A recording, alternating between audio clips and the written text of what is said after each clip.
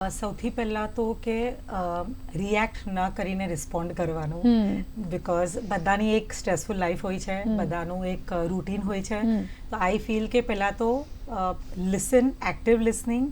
અને તમે બિઝી હોય, I know everyone is very busy, ઘરનું કામ હોય, બહારનું કામ હોય, છોકરાઓનું કામ હોય, પણ જ્યારે છોકરું વાત કરતું હોય ત્યારે બેસીને સાંભળો. સો એને એ લાગશે કે મને સાંભળે છે, એટલે એને પહેલાં તો એ લાગશે મને ઇમ્પોર્ટન્સ આપે છે. અને પછી એની વાત પૂરી કરે, સાંભળે, અને પછી તમે એને રિસ્પોન્ડ કરો, તો એ તમારું બિહેવિયર એ સેમ એ પોતે એવી રીતે જ રિસ્પોન્સ કરશે.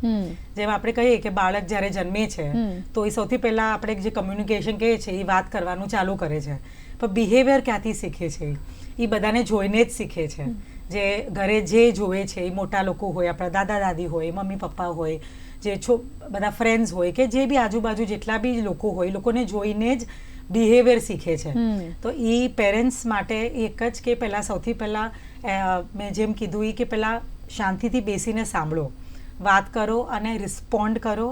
ડોન્ટ રિએક્ટ, બિકોઝ આજકાલ કિડ્સનું માઇન્ડસેટ બહુ અલગ છે, આપણું માઇન્ડસેટ અલગ છે.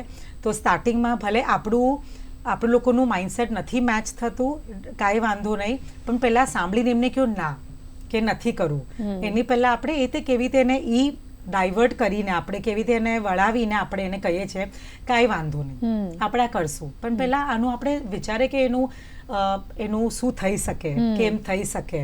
એટલે જેટલું તમે ટાઈમ સ્પેન્ડ કરીને એમની સાથે વાત કરીને કનેક્ટ થશો ને, આઈ થિંક એ સૌથી બેસ્ટ વસ્તુ છે. એ બોન્ડ વધશે અને તમારી વાત બી સાંભળવાની ચાલુ કરશે ધીરે ધીરે, ને આવીને તમને બધી વાત શેર કરશે.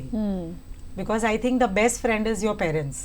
જે કહીએ આપણે કે કેટલા બી ફ્રેન્ડ્સ હોય, પણ જેટલા પેરેન્ટ્સ જે ગાઈડન્સ આપી શકશે, અને એમાં આપણે ખાલી ગાઈડન્સ આપીને ઇવેન્ચ્યુઅલી એમના ઉપર જ છોડવાનું છે. તો પહેલેથી જે ગાઈડન્સ આપશું અને એમને કહી દે હવે તું ચૂઝ કર કે આ રાઈટ છે કે રોંગ છે, એવી રીતે I think that is something very important. હમણાં આપણે બધા છોકરાઓનું, આપણા બાળકોનું આપણે બેંક અકાઉન્ટ ખોલે છે, એમને સાથે જઈને એમના જ અકાઉન્ટમાં એ પોતે સ્લીપ બુક ભરે અને પૈસા ડિપોઝિટ કરે.